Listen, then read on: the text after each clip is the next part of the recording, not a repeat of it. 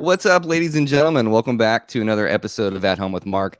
Today is season 3, episode 8, and I have one of my favorite vocalists on the show, Miss Lucy Woodward. Lucy, thank you so much for making some time for today. Absolutely. Thank you for having me. Yeah, so it's funny because when I do these shows, we were talking beforehand, but like I purposefully don't want to know a ton about an artist or a gear manufacturer or whoever, because I want to get to know you in real time, like we were sitting having coffee.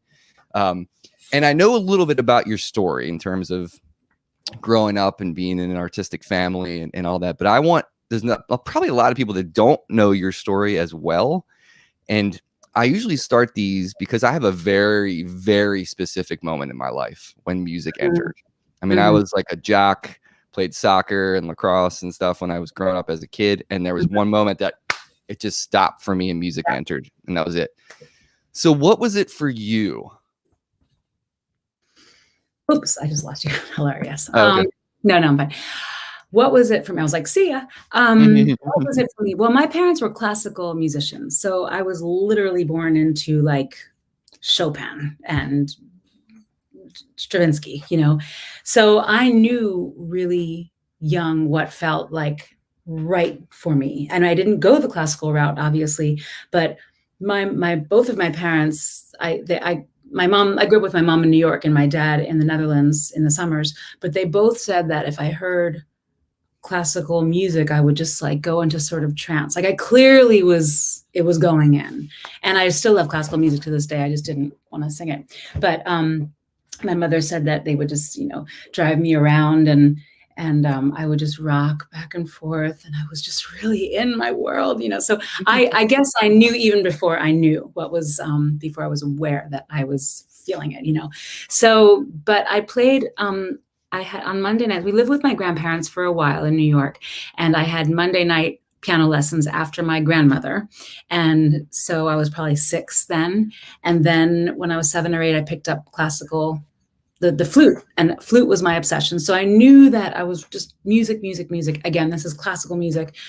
And then when I was 11 or 12, I went to a mall and there was a karaoke machine and I sang some Madonna and some Whitney Houston. I was like, yeah, that's my career. It was just sort of, I sing. This is what I do. I sing. And my mom was an opera singer. So we always were singing in the car and dressing up and doing, singing around the house in harmonies. But to go to that mall and pay $20 to have a cassette of singing like, come on, girls, do you believe in love? I was like, Mom, yeah. I found my calling. So that was really it. And I didn't know what I was singing yet. I just knew that was the vessel. So were you like, if you were singing opera as a kid and like you grew up around that, like, is that kind of, were you soaking in other languages and singing in other languages that young? Because like the fact that you can sing in all these different languages now is super impressive. And I know that's a thing for like vocalists. So like when I was at Berkeley, my friends who were vocal majors had to do that. Like you had to learn to sing in these languages. Oh my God. Was that like, just like you grew up doing it? Because I wasn't really classical singing. I was listening to my mom doing scales and doing her, like the famous Mozart's Queen of the Night, like, the one that we hear for millions of years. And, she was singing in Italian and French and German, but I was just mouthing out the words because I didn't really know. So I wasn't doing that then. And actually, there are people who really study and listen and sing in different languages. But about 10 years ago, I was subbing for the lead singer, China Forbes, of Pink Martini. And that was like she had an emergency vocal surgery. And they called me. They said, can you come do these next 6 months of concerts while she heals? But you have to sing in Turkish, French, Spanish, Japanese, Croatian. And I was like, and learn it all in 5 days. So that was where that's where I really had to put it to the test and say, okay, all that stuff that went in younger, I have to really listen to dialect and I have to really listen to how they're singing it. Croatian is very specific and Japanese is more phonetic, but they're still, it's super heavy. So it's not like I always did that, but it must have gone in somewhere as a kid. Like having an international life as well, growing up with my mom in New York and going to Europe to visit my dad in the summers. So it probably went in, but only put it into music about 10 years ago. Okay. So I'm gathering that were they like super supportive of you wanting to get into the music industry, or they were like, it's scary, There's like, the music industry and there's the music, and then there's music, you know? Yeah. So of course, super supportive. There was nothing else I had planned. There was nothing else I did. There was no other discussions of, why don't you get a real job, kid? None of that. So yes, music was supported. The industry is a whole different animal. So we all know that as we get older. It's terrifying, and to watch them be worried for me about certain things, getting a record deal, yay, getting dropped from a label, you know, the emotions that you go through, that like any parent would like freak out, you know, because it's not about the music. Right. That's the other, you know. Yeah. Yeah, it's Well, a so whole what other industry. what was like so what was the first lesson you learned about the industry? Mm. What was the first thing that you were like, I got your number on this one? Oh yeah. That's good. The pirate tone. Well, I think, and I learned this, and I will still I still stand behind this. You just cannot please everybody. So you're going to get a lot of, you know, depending on the deal or the audience or the people behind you, or you're just not going to please everyone. There's no way you could be super top. You know, my first record deal, I was on Atlantic Records, and it was MTV and Jay Leno and pop, you know, top 10 radio, top 40 radio. And it wasn't like a smash worldwide hit, but there was a song, Dumb Girls, I did, and it got a lot of airplay, and I was on radio tour in a van for 7 months. And still, you can't please you know, that was, and then if you get dropped, it's like they kind of put this fear into you that it's the end of your career. And then if you are over a certain age or weight, it's the end of your career. You know, there's all sorts of things that go into that. So A, you can't please anybody. B, don't chase the radio. This is just business stuff. This isn't even like the creative stuff. I mean, those are probably the first things that I learned, but it takes a long time to really soak in. Do you know what I mean? Yeah, for sure. It's such a tough thing. So a lot of younger musicians that are coming up, like the kind of dichotomy of understanding there's the creative side, like you said, and there's the business side, and the business side is heavier. It's like you have to wear that hat these days. Yeah. And especially for like independent artists, and like now that we have all of this reach through the internet and blah, blah, blah, it's like you have to be a jack of all, master of none. Yeah. But like when you were in that beginning stage of your career, that's not how life was. Like we didn't grow up with the internet. So, no, you have totally to go do different. it. And you're sending postcards to people to have them, like sending postcards in the mail with a stamp to get people to come to your gig. So we sound like super old people right now for any youngins listening. But at the same time, you bring your stack of cards to like the local stores and you leave them in the windows.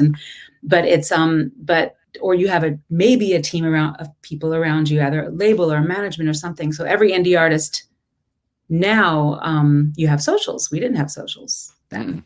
It's a very different world.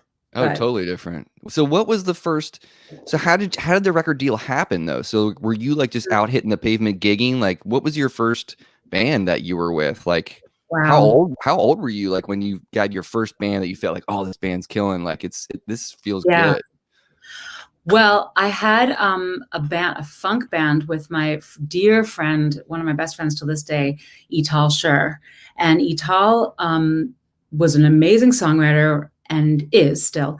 And he wrote Santana's Smooth song. So he had like this huge songwriting career because of that. He also wrote like Maxwell's first hit, Shouldn't I Realize, and some Ricky Martin stuff. So he was like, we were always writing together. So we met probably in my early 20s, and we had this funk band, and we wore costumes and glitter all over our face, and people would just come and party at our gigs in the East Village. We had a DJ in the band on, singing and dancing and acrobats and all this stuff. So we had a thing. And then he wrote this song, Smooth. We all went to the Grammys together because we were family, my super brother.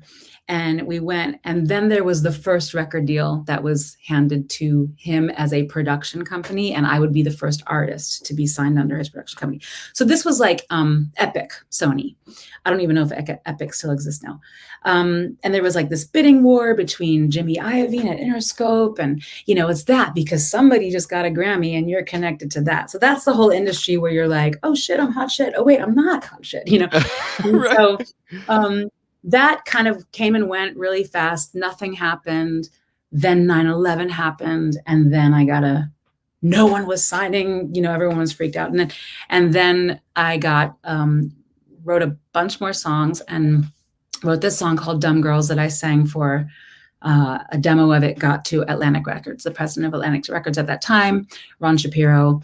And I went and sang. It's kind of crazy because I went and sang with my guitar players at that time to his office, and then came down the head of marketing, the head of legal, the head of publicity, the head of radio. And then I sang that song over and over in the office. And then they took me up to Ahmet Ertegun's floor on the top floor and sang for him and basically signed a deal.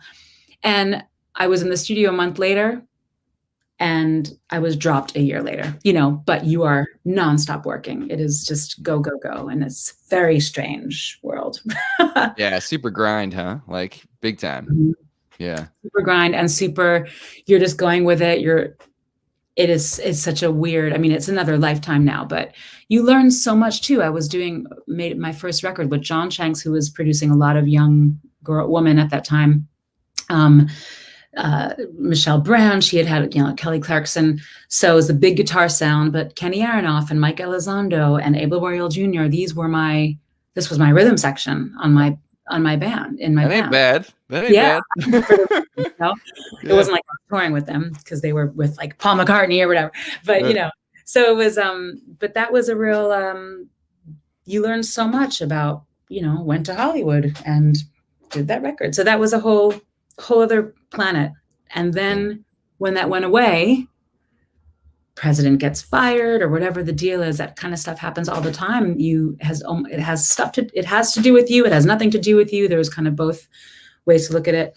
And then you go into the mourning or the depression. You're like, what am I doing with my life? And do I quit now that I'm 26 years old or whatever?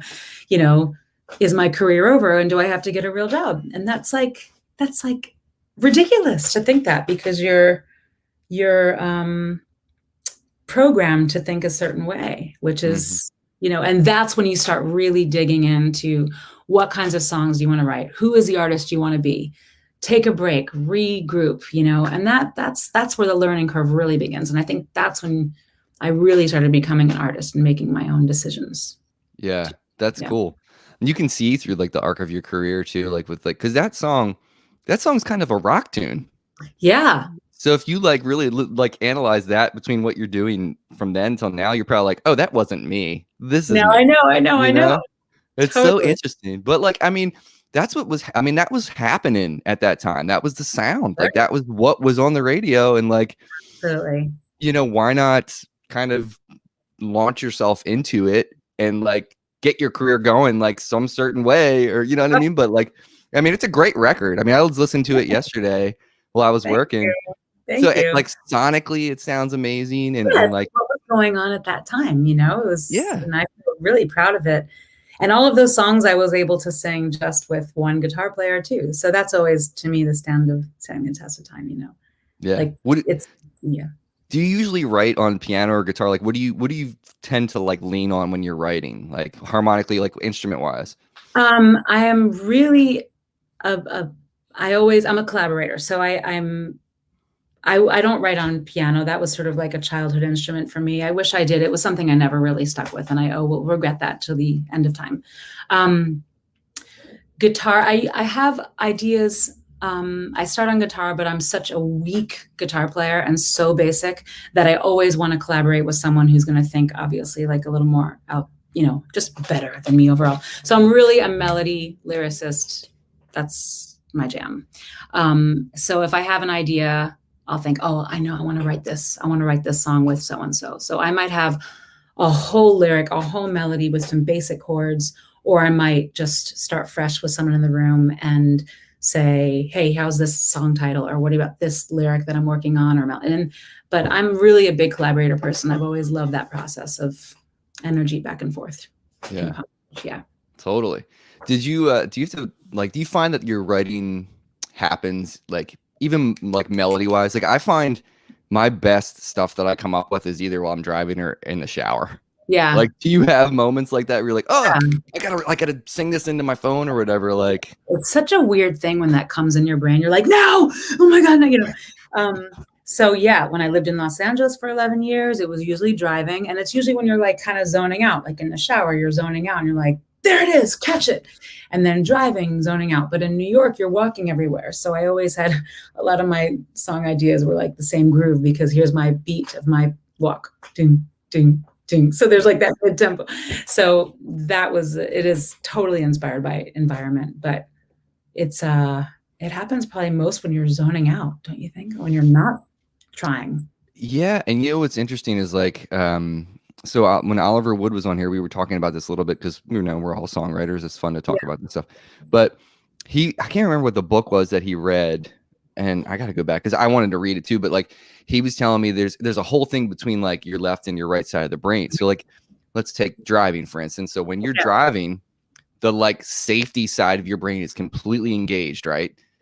So that is totally taken over. So the creative side can like seep in a bit and like be free to roam because this thing is like so locked in. Yeah. Oh, that's interesting. You got to find out that book that is. Yeah, I'll go back and watch it and I'll send you an email because like as soon as I wrote it down somewhere here. Yeah. But I found that so interesting because like neuroscience to me is very interesting, even though I'm never will be smart enough to do it. But it's very interesting in how like that can happen. Like for me, there's like a specific song. Like I wrote all the lyrics on the steam in the wall in the shower, and I had to immediately like. I don't even know if I got clean that day, but like you know what I mean. Like I had to like capture, like you said, capture it. But as a songwriter, I find it's very interesting hearing other people's stories on how you go about that process. Because do you find yourself doing rewrites a lot? You know, as a collaborator, you probably are like tossing two lyrics in a cage and letting them fight out kind of thing. But like, do you do rewrites a lot, or do you find you just capture lightning in a bottle quite often and you're like, I'm happy with this? I think both. Some people, it's mind blowing how they're like, the whole melody and lyric came out at one time. And that's rare that happens to me. So maybe that might happen on a verse, and then the second verse work a little harder. And then your chorus is coming together. And then the third verse is always, now you've said what you want to say, And so this third verse is just like an extension of what you've been saying. And the bridge, if there is one, might be a release. Maybe it's something else you didn't say. Maybe it's but I always find that the first verse and the chorus, I do a lot. Actually, okay, to answer your question, yes, I do a lot of retweaking. I do a lot of re-editing, for sure. I might, like this, I just recorded my 5th solo record. It probably won't come out till next year, but I might even tweak the lyric again before I do this final vocal. And I wrote the song, a couple months ago, just because I'm waking up in the middle of the night, like it's not quite there yet. That one word is just not sitting with me right. Why is it not right? Is it because it's not the right word that I want to capture, or is it because it doesn't sound right? So as a singer, I'm thinking about that vowel. I'm thinking about, is it clear? Is it saying the emotion that I wanted to say? There are a lot of elements to telling that story. But I also sometimes write like 15 verses, and then you're only going to have 2 or 3. I'll write 15 and then I'm like, maybe 15 is a little bit much. Maybe I'll write like 8 or 10. And then you're like, which is the best one? Okay, how can I make parts of both of those work? So I wish I did that kind of earlier in my life, because there's so much more to explore as a writer, and the colors and the shapes. And so, but I am an editor for sure. Some things come out like, whew, and some things need work. I have no shame. Yeah, but as like a songwriter, I find that to be very interesting and cool because of the care of the craft. Right. Mm-hmm. And that's kind of how I think about it. Like, there's like the care of the craft to me is like almost like what you're doing is like, I want my audience to feel this hard. And the only way I can accomplish that is if I'm happy with the story that I'm telling. Right. So it gets to be like this, like you said, like it's like a ping pong. Like you have to Mm-hmm. figure out what's gonna work. And then like inevitably we always, after we put a record out, we're like, dang it, I could have sang that better. Right. You know, like I 5 months know. later, it's just like, oh, like, do you mind hearing yourself? Or are you like, I don't want to listen to myself? After it's mixed and mastered, I'll maybe listen to it a couple of times that week, and then I never listen to my records again, Yeah. unless I have to reference it for like if we're learning something for a live show or, you know. And I actually listened to that first record we were talking about like a couple months ago. I listened to it, and that came out in 2003. Oh my God, 18 years ago. Wow. And I was like, wow, I sang on these really high keys. Why did I do that to myself? I think I was dying to be a soprano when I'm really an alto. And I was like, why am I trying to belt a high D? That's just stupid, you know. And you go through it, you're like, oh, that was kind of, you know, you were doing what you were doing, girl. That's it. You know, it's just part of it. I just had the biggest deja vu just now saying that and looking at you going, so, We've done this before, Lucy. So it's, you know, it's the Matrix. There's the glitch in the there's Matrix. So I wanted to ask you. So like early records. So you know, you mentioned the karaoke thing, which I Mhm. love because I remember those. I remember those booths. I remember going to a booth with my best friend Dan at like a theme park and doing Stone Temple Pilots plush. Like I totally remember doing that. Yes. But like early records that like lit your fire too, that like helped you find your voice. So like before this, we were talking about my daughter's really getting into singing, and you got to embrace the messy time to find yourself. Messy So time. like during your messy time, like what were you like super listening to and super into, like musically speaking? Ooh. Well, really young because there was so much opera in my house. My mother was also a belly dancer, so she, and the intellectual side of her, well, that's all kind of intellectual. Opera singing is pretty intellectual, but she was also a musicologist and she was studying to get her teaching degree. So there was a lot of, it was a bohemian kind of household, um, with a lot of heavy dinner conversation. But there was, if that makes any sense. But the music, like the intellectual side of that household was you are not allowed to listen to rock and roll. You are not allowed to listen to anything of any singers who are belting. So I wanted to listen to Whitney Houston, but my mother, she knows we laugh about this now, but she heard Whitney belting, and that was a gospel belt, and opera singers don't do that. So my mom was like, oh my God, you can't. I mean, she's squirming. She can't even handle it. And I was like, or I want to play, you know, Annie. When I was a little kid, I wanted to listen to Annie all the time. And she heard these Broadway kids who were also belting. And she's like, ah, you know, she felt pain like physically in her. And I was like, dude, it's just the sun will come out tomorrow, you know. But that was like really painful for her. So she didn't really let me get voice lessons until kind of my later teenage years because she was so afraid of like vocal damage at a young age. It's a little protective, but this is kind of the opera brain. And so but the reason I brought this up is because we had a Prince record, like Sign of the Times, whatever. And that she could hang with because he sang in his falsetto. Wow. And whatever the song was like, don't have to be beautiful. You know, it is so healthy. It is safe. It's up there. It's free. And it's just like, it's not, and you know, so she's with that, you know? Yeah. So and then there was Thriller, Michael Jackson, the same thing. It's like, you know, Billie Jean is not, you know, everything is high and light. And that was okay. So she could handle sexy time lyrics. She could handle like, yeah, but it was, you know, it was the way they sang. So, but then I obviously went through my Madonna stage, and that was, I think, my first concert ever was Madonna. Mm-hmm. And I was crying the whole way home because I was so spiritually moved. Like, not only is this my calling, but it was just a piece of art being, you know, it was just hitting every hormonal teenage zone that you could hit.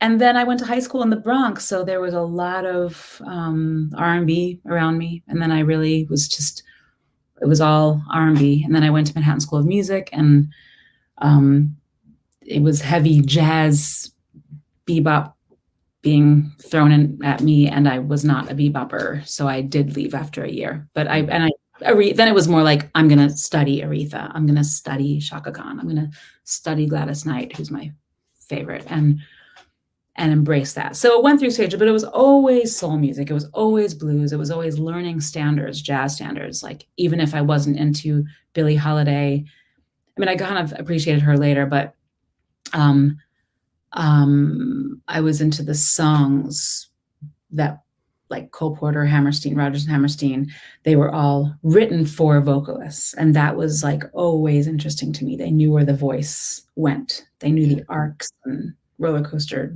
They knew how the instrument worked. So everything was a stage, from Michael Jackson to Ella. I just shoved all that information in a very short amount of time. I love all that information. I think so. Let's get into like a little bit of R&B stuff too, because so I told you before this, I feel like I found you through Charlie Hunter. Didn't know who you were until he posted something, and then I just like fell in love with your voice, because I'm such a fan of voice, being mostly a guitar player. I just love, I wish I could sing like Ray Charles. You know what I mean? Like, if I could just rub a lamp and a little blue dude pops out and is like, "What would you like?" I'd be like, "Can you please make me sing like Ray Charles?" I agree. Can I tell you my favorite, just on that Ray Charles note, my favorite line in Baby It's Cold Outside, with a duet with Betty Carter. He goes, oh my God. Your eyes are like starlight now. I think that's, your eyes are like starlight now, I think. And he goes, your eyes are like starlight. And that is everything that Ray Charles is in that line. It's just glistening. It's soulful. It's magic. Okay, go on. Sorry. No, we can go down the Ray Charles rabbit hole, because I think, what my first experience with Ray Charles was? I was a very young lad, but like Christmas Vacation. Remember when Chevy Chase is in the attic and that song comes on? What's that song called? Oh my gosh. So Christmas is the time of year. Oh. You know what I'm talking about? Yes, I remember this, but I don't remember the song. Oh my gosh. So, I mean, I was a young kid. Mm-hmm. And I remember being like, I mean, whatever. Chevy Chase was big in our house, and like my dad's a huge comedy fan, so like we would always be watching stuff like that. But I remember being sucked into that sound, and it was like the slinky nature of the way he delivers his lines, and like his phrasing, and like, between like him and like Sam Cooke, which my parents listened to Sam Cooke in the house when I was growing up. But like that was my first Ray Charles experience. Yes. From that movie. From that movie. Yeah. And then I just like dove in as a kid, like finding out like, oh, who is that? And like asked my parents. My parents aren't huge music people. Like they listened to like they had a couple cool records in the house when I was a kid. They like what they like. And when, you know what I mean? It's like kind of. Yeah. That goes into you for sure. But I had to seek out like music. Like it wasn't like I was in a home like where it's just constantly music on all the time and you're soaking it up. It wasn't like that for me. Like I had to like find it. Right. Without the internet. Yeah, so, exactly. But I know. But whatever. We turned out all right. We got it. But so like, yeah, Ray Charles. And then, so I think going down that rabbit hole and then finding out like how amazing like the musicians are that play on all those records.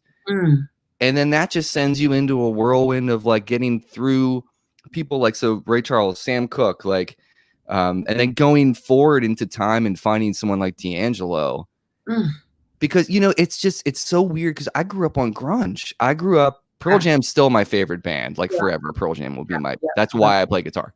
But like having older siblings, them turning me on to like, even like the Grateful Dead, and like hearing something funky and then being like, oh, I think I like funk music. What is funk? You know what I mean? Like, it's like confusing for a second. And you're like, but I'm feeling the pull. Yeah. Yeah. Cause like at that time, think about in the 90s, like, so yeah, Pearl Jam, Nirvana, and Soundgarden, Alice in Chains, and all these bands that I was really into. And then hearing a band like the Spin Doctors come out, which I also loved, and they were like funky. Yeah. But bluesy and soulful, and like, Right. oh, maybe I like that. Right. What is that? You know, like that journey. That's why I asked you that question about like the records and stuff. That journey is very interesting. Because like the deepest, like when you talk about someone like Shaka Khan, like, oh my God, like Rufus? dude. Oh goodness. Well, I the first time I heard Shaka was with Rufus, and there was a live record out that she was sharp and flat and everywhere, but it was just energy, like poof. She's like, once you get started, you know, and it was just tell me something good, and there was clapping, and I was like, this is a live thing, and it was perfection, you know. Then you go down these, it's like you go down these rabbit holes of where you, and that's where you really start finding yourself. I remember in the 90s, the movie The Commitments came out. Do you remember this movie? I do. And I think I was having to study a lot of jazz, and I was like, I don't want to study jazz anymore. And then that movie came out. I was like, I had like one Ella Fitzgerald tape that I loved over and over, but I was like, I don't want to. And so, but then this movie came out kind of later. I don't know what. And that's when they were doing like, you know, Otis Redding covers and Aretha covers. And I kind of hate to admit it, but that's when I really was hearing this Irish kind of cover band singing these, you know, they were good. They were totally fine singers and players, but it was hearing the songs and the interpretations of them. Who are the real singers behind them? I didn't know who Otis Redding was then. I didn't know. And who, you know, you have the Commitments, then you have like Otis Redding, Aretha, the generation before, or the two generations before. And that's when you start going down the rabbit holes and who was before them. So I think that's the lineage that is really, really important. What's the deepest cut that you could bring to mind that people like, maybe like a Shaka tune or something like that people maybe don't know about? Like the first time I heard You Got the Love, I was like, what the hell is this? Like that, even the intro alone, like that whole, and then how it's like off groove where you think it should be when the drums come in. What's a tune that we should all check out that maybe we like, a deep cut that we don't know? Well, speaking of off groove, I mean, when I first heard, everybody knows this, but Tell Me Something Good, and some people won't know this, but Tell Me Something Good, I remember having to learn it in a cover band or a wedding band or something when I was really young. And I was like, where is one? Where is one? Where? And that will throw you off. So I think a lot of those grooves, Rufus was really great at that. Like, you're like, here's one, do it. No, it's not you. So that is always, that's like some nerdy funk stuff. I love that shit. I love that stuff too. Yeah. But, you know, even as a vocalist, hearing Shaka sing Sweet Thing, you know, we know it from Mary J. Blige. Oh, sweet thing, don't you know you're my everything? So like Mary J. Blige had a massive hit with it. Maybe it was her first record, maybe second, I can't remember now. But I didn't know that was Shaka. And then that's, you know, you're hearing these. So that cut, I'm sure it was a big hit for Shaka. I don't really actually know the answer to that. I don't know that tune, so I'm going to check it out right after this. Yeah. But just, you know, you hear the color, you hear the light, you hear the shimmering of her, you know, this is the light, airy side of her she has. And then she's got these low bottom notes are like, ah. And then the bridge is like, ah. And she's belting high Fs, and then you hear her belting a high A. I mean, this is like stratospheric. You know, she's using all of her colors in this one song, and that is Shaka in a nutshell. Yeah. I mean, like, what a voice. It's just like, I don't know that many people can top that voice. No. Oh my God, I'm so excited about this. So about 2 years ago, she started, my friend Eve Nelson is a composer, a TV composer, and Eve Nelson produced I think it's called Classicon, which are classic standards that were recorded with the London Philharmonic. And so Eve was producing Shaka's record. Shaka loves Joni Mitchell, loves Joni Mitchell. Really? Yeah. Straight. I wouldn't think that either.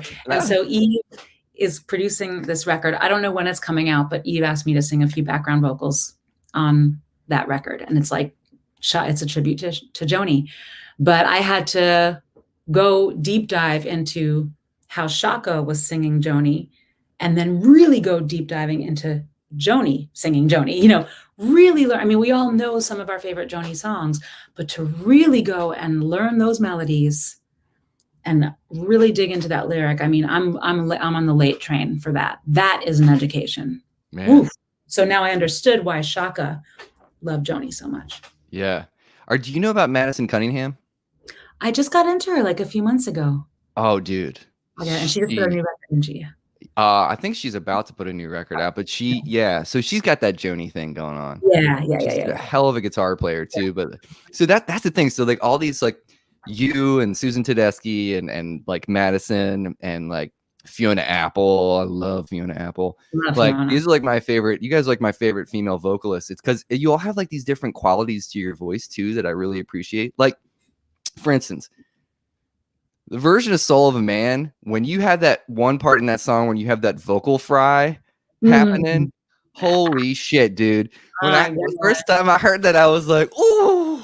And I was like, man, it's just like, and I felt it because it's like your voice is an instrument. Like that's the thing. You're a master of like knowing that this is an instrument and I can manipulate it in the way that a guitar player can bend a note. Sure. I never thought of it like that. Yeah. Yeah, but it's just like anybody that hasn't heard that track, like go listen to Lucy and Charlie play that song.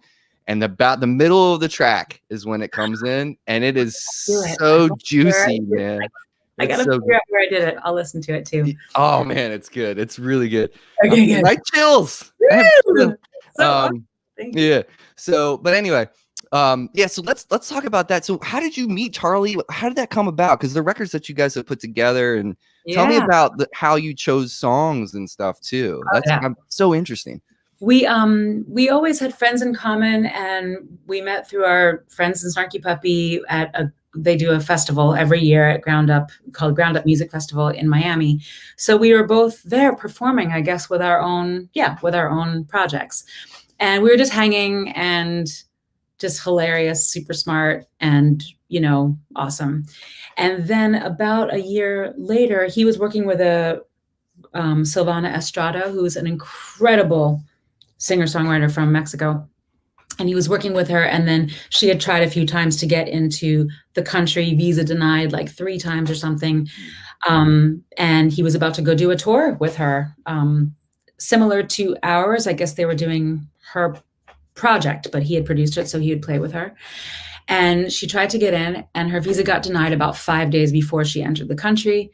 So it was emergency scramble of like, I need a singer, and it was really, I've gotten that call a few times of like, Lucy, remember that commercial like for like Life cereal, like Mikey will eat it. That was me, like Lucy will sing it. And the kind of thing is, I love singing so much, and I love so many types of singing that it is true. I will sing it. Like I will at least attempt to sing it, and try my best. But I love being pushed in directions like, where can my voice go? Where can it not go? Where can I, So through a mutual friend, he called me. He was like, hey, can you jump on a plane in like 2 days? Let's put together a repertoire. You love the blues. I love the blues.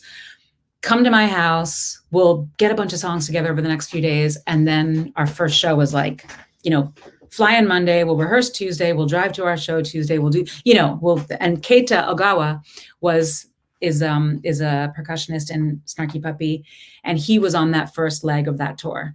So the next 2 days or so, Charlie and I was like, yeah, I'll do it. Fun. Great. And then the next 2 days, we're just sharing ideas back and forth, from Blind Willie Johnson to Nina Simone to even Cole Porter and, random everything. And very random, but blues based.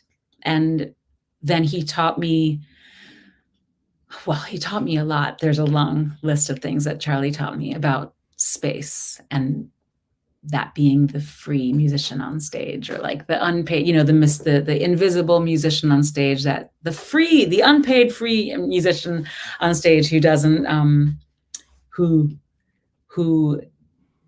is, well, the fourth instrumentalist on stage. You have your drummer, Charlie, who's guitar and bass into one, and then there's me. And then the other is just like the space around it. And that was a whole other concept of that's cool. An approach to singing and phrasing. Man, you know what's funny is I took a lesson with him about 7 or 8 years ago, and it was a Skype lesson, and I'll never forget. He said something to me that I will never forget the rest of my life.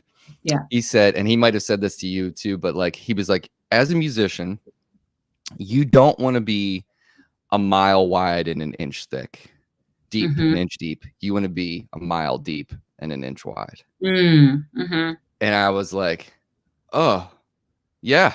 I was like, now I understand. And he was just like talking about like the layers of like of musicianship, and like, you don't want to be a surface layer player. You want to be deep. Right. You know what I mean? Right. Like, so anyway, I had to drop that because he's actually really good. That's a really good piece of advice. And like, it's funny what I said 5 minutes ago about learning all sorts of styles, because also I was like a session singer. I was always like, whether I had a record deal or I was also doing commercials and singing backgrounds for people. And I loved to do that. And then you get your knowledge, and then you're like, but what do I really love to do? And then you find your niche, and then you start carving out that mile deep. And that totally makes sense. It's like, it's like obtaining musical maturity in a way through that conduit, but he's such a smart dude. It's like, I remember in that moment just talking to him, and I called him, thank you. I was like, thank you, Yoda, for all of your, wise, erudite comments. Cause it was really like just eye opening in terms of like you're saying, space, like, phrasing, and like as a vocalist, we should get into this stuff. Cause like you're doing master classes and whatnot, but like vocal care and protecting your voice and like everything, getting like, I told you, so I had a really rough past 6 years with my voice. My relationship with my voice is very hate right now. Like I cannot stand writing and working on new melodies because I have such a hard time.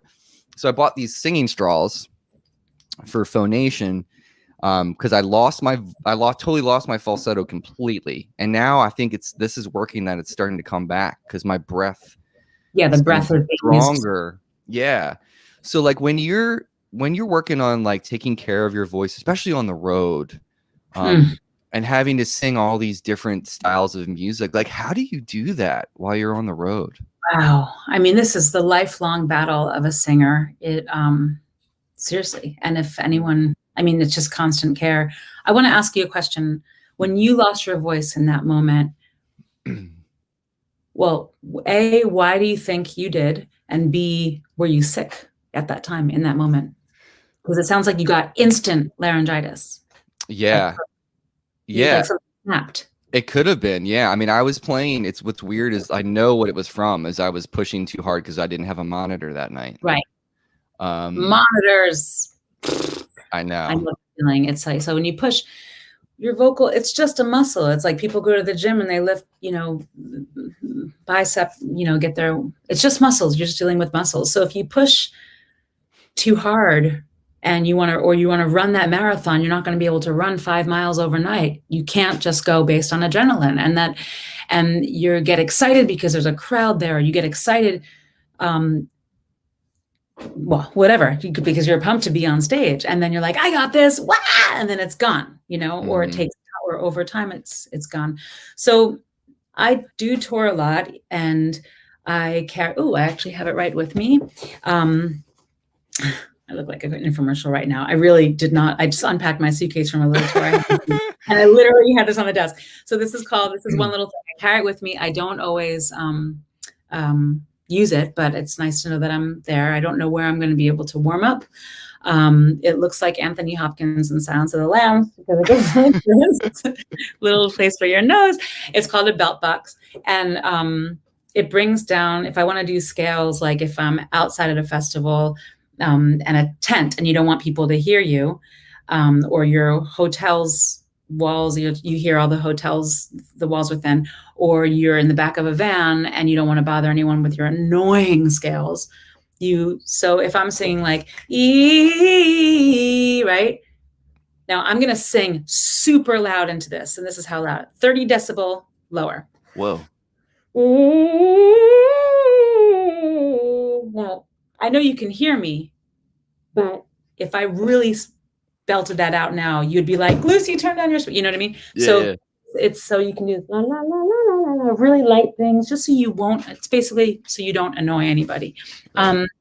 And you can do scales. And so when I wake up in the morning, if I'm on tour, I wake up in the morning, I kind of feel where my voice is at. And I kind of just go like brushing my teeth and I'm like, hey, hey, hey. I just see where I'm at, right? If I'm only getting these notes out, E, E, the lower ones, I know I have to be on vocal rest all day. Maybe a few hours later, I'll do a little, E, see where I'm going. Rest, rest, rest. Rest is everything. Water is everything. Sleep is everything. Not drinking too much. It's one thing if you have a glass of wine before or after your show. It's the talking after your show and before your show. But after your show, after you've sung for an hour, hour and a half, 2 hours, whatever, your cords are swollen. You've just run that marathon. You've just gone to the gym and you've just pumped iron. So what makes you think that you can now go to a party and talk even louder over music to a ton of, even the merch table is like exhausting sometimes. So that's where you got to like zip it and do more hand movements and just make sure you talk quieter. And there's a whole madness to that. And then, I mean, I like to, it's like, it's actually kind of sad because you want to go hang out and meet people and hang with your band and have a drink and talk, you know, and you just got to like kind of zip it up. And that's the hardest part, especially when you're on the road and you want to like have a good time. Yeah. And so that's the social aspect is the hardest part. So I can get pretty nerdy with that. Don't sleep with AC. I carry around a Ziploc full of, you know, ginger tea or throat coat and all these things that are soothing. If it's a really hard tour, I'll bring a steamer on the road. But if you're sick and you feel the beginning of that nasal drip, which is why I asked about you losing your voice, you feel that going into your throat instead, you know, we always swallow it. You feel drip, drip, drip, you swallow it. It's just coated here, and then you sing on it, and that's where the laryngitis can happen, like within minutes. This is such nerdy stuff, but oh, I love this. I love this. So any singers, any singers watching, take this stuff really seriously. But warming up is really good. These light, you don't have to do full on la la la la la. Like, don't do an hour of scales if you have a show day. I read recently that opera singers really have the best technique. And I read that Pavarotti, he always tries to hit a high C every day. Like that's his goal. It doesn't mean he has to do a lot of singing, but that high C is, I think it's a C. Yeah, it's a C. Once a day, he just needs to hit it, and then he knows that he's in good form. So there are little things every singer needs to do to keep that motor running. It's crazy. I've had moments where like I'll write a tune. There'll be, and like my range is, it's limited. It's more limited now than it was in the past. But like I remember going a couple years ago, about 5 years ago, I went to a vocal coach, and it was the first time I really actually had like a vocal coach to try to help me. Yeah. And she's like, well, let's find your range. And I was like, okay, it's not very big. And she was like, all right, let's do this. And she's like, you know, your range is actually A flat above C. And I'm like, no, it's not. I freak out if I have to hit an E above middle C. Like, you know, like you get in those moments, like, I don't know if you ever have this, but like there's certain notes that you wrote in a melody and you're like, you know, it's coming. It's coming. Like, pump yourself up. Yeah. Yeah. I just want to get to the point where I don't feel that like that. You want freedom. Yeah. So like I totally got marketed to with these, they're like those metal straws. Oh yeah. And like every day, and I'm usually on the phone a lot for my job. So every morning I will do this to kind of strengthen my voice so I don't kill myself. Because it seems to be, and I, you know, my whole life I've been a guitarist, so I've had a ton of guitar instruction and whatnot, but no vocal. It was just like, I was the default guy by accident. Like someone was like, well, I can't sing, Mark, maybe can you do it? And I'm like, I guess. Like Yeah, I guess so. that's how I started. I Yeah. didn't intend. I always intended to just be the guitar player. Yeah. But I'm happy I did. It's fun, Yeah, for sure. I but love that. man, it's a pain in the ass. That Yeah. instrument is such a pain. And like Yeah. for someone who like you who has such a great voice and is like, this is your living, like you do this, like you have to protect that Oh my thing God, totally. so much. It's just And it's also gotta the be. talking, like you say, you're on the phone a lot. I mean, this is also for actors, anchor people, um, the weathermen, flight attendants. I mean, they're talking all the time. And this is one thing I learned from, because I got off a tour with Snarky Puppy, like in 2011 or something. And I remember being sick on the last couple of shows. And I went to the doctor, my first ENT, ear, nose, and throat doctor. And he's like, you have a polyp and you've been singing on this for a very long time. Now there are polyps, nodules, and hemorrhages, and I'm sure other things. But as far as I remember, a polyp is like a soft blister where a nodule is like a callus, and then a hemorrhage is obviously just like a broken blood vessel thing, something like that. Yeah, I mean, you can see red if you look at an X-ray. But I was able to maneuver, go on total vocal rest. You had to get some steroids, that kind of thing to bring the swelling down. And I've been managing a polyp for 10 years, because I'm not going to do the surgery. And I think I'm actually good. I think I've healed it and it's probably gone. I don't know if polyps totally go away, but I know when I get really, really raspy, it is super shut down, no talking world. So that's it's something to really take note of. I also remember, I think he mentioned something about with polyps, it's, I think with nodules, you develop it from a certain way of singing poorly. So if you're looking down on chords like that, bird's eye view, looking down the chords, I wish I had like diagrams and stuff. Anyway, I won't go. But there are polyps and nodules. They're little bumps, and your chords are doing this at very high frequency, and then you start building a callus. Like if you have a callus anywhere, like drummers might have it on their hand or whatever, or you probably have them on your fingers or whatever. Yeah. So, but you start getting them. And then when your chords can't come together because there's a little bump there, that's where that air is coming out. And it's like, that's what laryngitis is. Your chords cannot come together. So I've been managing that ever since. I think that nodule thing is coming from singing improperly, and polyp, I think, comes from lifestyle. So when I really look back at that previous year, I was having a super breakup with my ex-boyfriend, and there was a lot of crying and a lot of fighting. And if you think about it, this is like real life stuff, like you get into fights and you cry and all that stuff, and you're not crying in silence. You're like, whatever, however someone this is really affects you. So I actually think that year, I wasn't like heavy touring that year. I think that was the year where emotional things got me that polyp. I really do. And then you're singing on it. So then there's and then you get sick because you're on tour, because you're, so everything is like, you got to take care of it. It's all connected. It's all connected. That's the thing. But the psychological thing, what you said, is really interesting. Like you write a song and then you're like, here comes that high C sharp. That, obviously after singing that melody over time, you will get stronger with that, of course, but psychologically that can mess us up a little bit too. Oh man, sure. I know. And everyone says that too. Like, have you ever thought about the fact that it's like, it's in your head? And I'm like, it maybe, yeah, but it's still real. It's a real thing. It's a real feeling. Absolutely. Oh man, it's crazy. And then I wanted to ask you, so as far as, so we're talking about vocal care in your master classes and things like that in education. And now you've had vocal education and you've had music education and everything.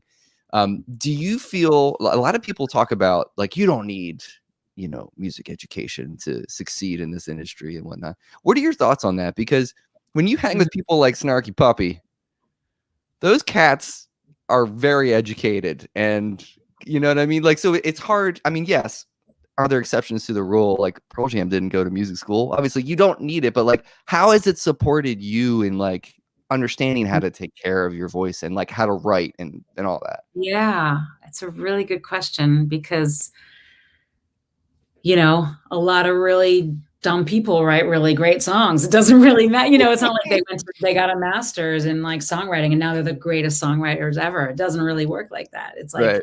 you know, so, and that was mean of me to say that dumb people, you know, but I'm just saying like, you know, just because you have an education doesn't mean that you're the best of anything. It just Right. means you have an education, you know?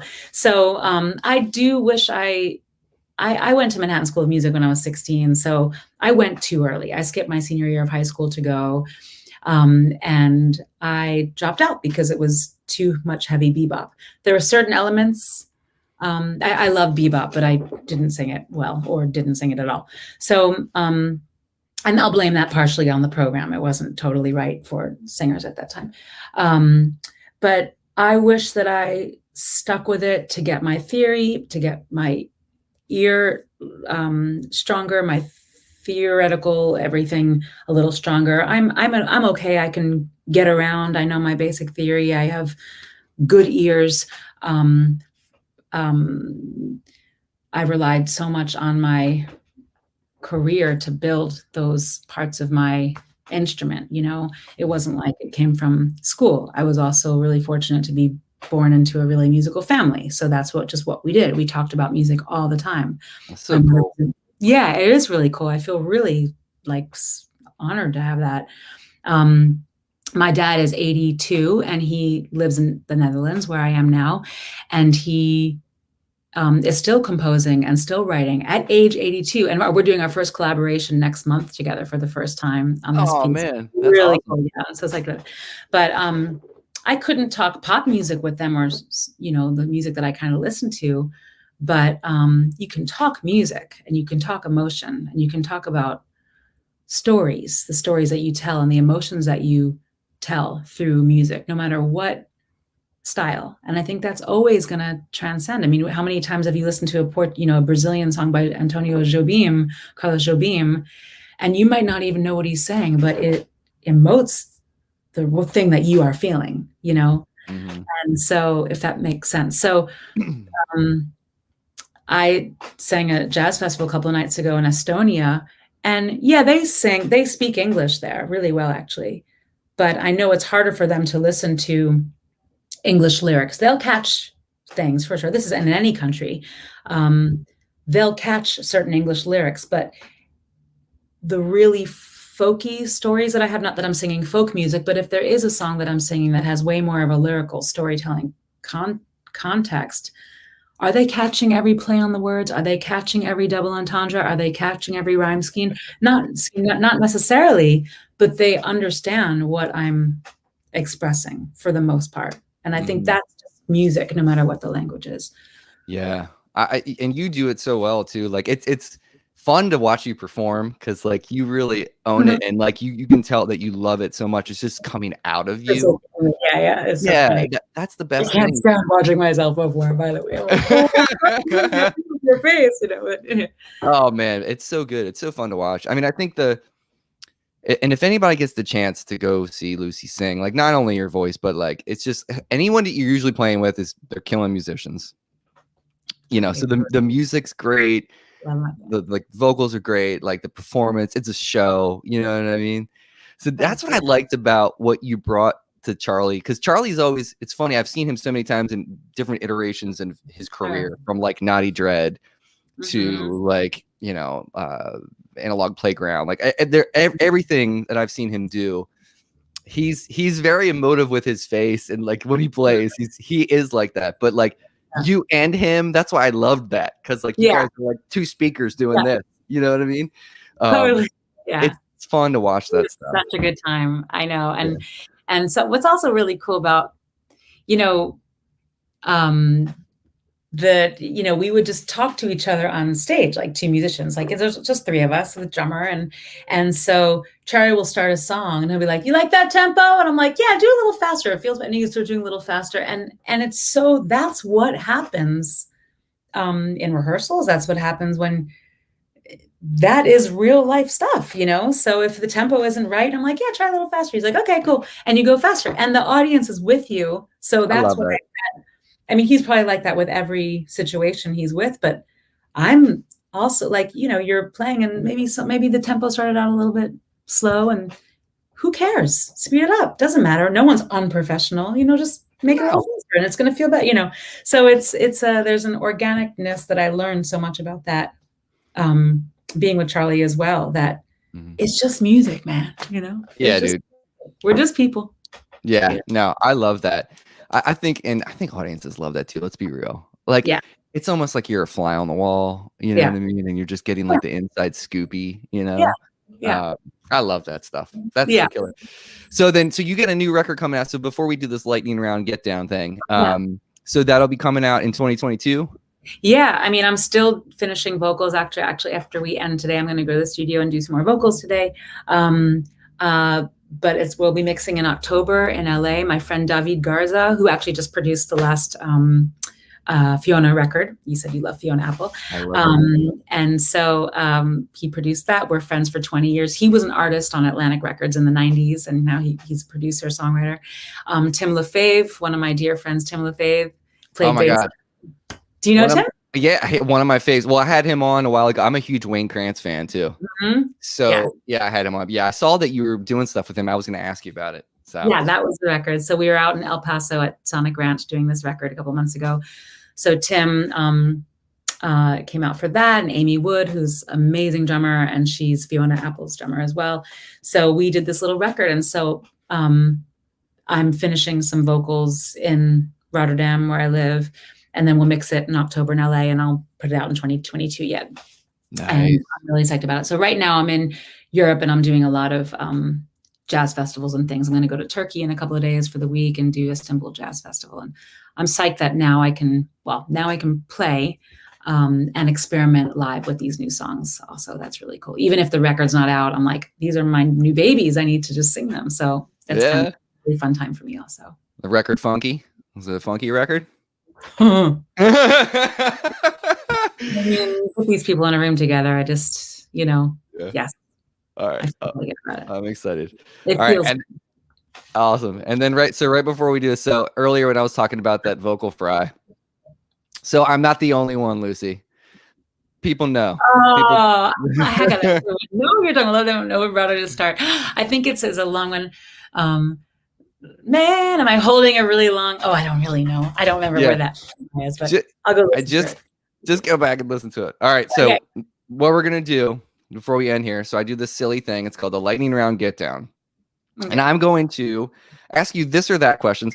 We have a cruising altitude of 110 BPM with a little metronome, just to build some suspense. Oh. You don't have to be scared. It's just some suspense. All right. Okay. First question is always the same. Lennon or McCartney? McCartney. Takeout or home cooked? Takeout. Tennis or ping pong? Tennis. Seals or dolphins? Oh, dolphins. Dolphins. Otis Redding or Sam Cooke? Oh man, these are not fair. All right. San Fran or LA? LA. Converse or Vans? Converse. All right. Big band or combo? Or what? You cut out. Or combo, like small group or big band? I didn't know. Combo. Okay. Almost Famous or Singles? Oh my God. Singles. All right. And then the last one, Lucy. So this sometimes is the hardest for everybody. Sometimes is the easiest. These are all hard. Oh, sorry. If you could take one record and erase it from your memory. So remember that movie, Sunshine of the Spotless Mind? Do you remember that? Mm-hmm. So if you could take one album and just erase it from your memory, so you've never heard it before, just so you could go back and experience it again for the first time, what album would that be? One album? You can name a couple if you really want to. It's okay. Thriller, Michael Jackson, and Bjork's Homogenic. Oh, okay. All right. Mm-hmm. So how come? Just tell me really quick. How come? Well, they both have so many layers, and sometimes I hear these records now, and for example, and I still hear layers. And every time I hear a new layer, I'm like, oh, I can't believe I didn't notice that 5 years ago, 10 years ago, 15 years ago. So I wonder now, having been a musician for my whole life and then going back and listening to with more kind of open and aware ears, I'm wondering if I would hear those layers the same way as instantaneously. Do you mean? Interesting. Okay, I can dig that. No, Is that a weird answer? no, that makes complete sense. I mean, everybody gives me totally different answers. I love that question because I always use it because everyone just says stuff that's totally off the wall that I never would have expected. It's like some people I know are huge Elton John fans, and they'll be like, Dark Side of the Moon. I'm like, what? Yeah. You know what I mean? So it's just like, you never know, but like, I love the idea of just kind of like taking something out of your cranium and like dumping it back in with that perspective, like you just said. So that's great, man. Cool. Well, Lucy, thank you so much for making time. I super appreciate spending some time with you. It was really fun hanging with you. So thank you. Yeah. Everybody go check out Lucy. Lucy, tell everybody, so where can they find more of your music and everything right now? I mean, I guess it's on, Spotify and Apple Music, but you know what stinks about Spotify is that, it's all these algorithms of like whatever the most popular hit was. So the first things that will pop up on Spotify are like the ones that are, in the biggest teenage movies from like 20 years ago. So you got to dig a little bit, people. But Charlie Hunter and I just put out a record a couple of months ago. And it's super funky and really fun. And we do a song from the Cars and from En Vogue and, all sorts of really fun people. So, so that's, the digital platforms. And then of course, Facebook, Instagram, Miss Lucy Woodward, and just, it's out. Stuff is out there. And it's gorgeous. So check it out. Thank you so much. Yeah. And then, you know what else I wanted to say too? The other record with Dirty Work on it, that version of Dirty Work is so freaking good. Thank you. I love that. That was like their first Steely Dan's first album. That's on the newest Charlie Hunter record. And the lockdown happened when we were mid-tour. We only had performed that song like 3 times live, and we never were able to do it again. So yeah, I'm going to pull it up today. That's a great song. Dirty Work. Thank you. Yeah, it's so killing. It's great. All right, you guys, take care of yourself. Take care of each other. We will see you next time.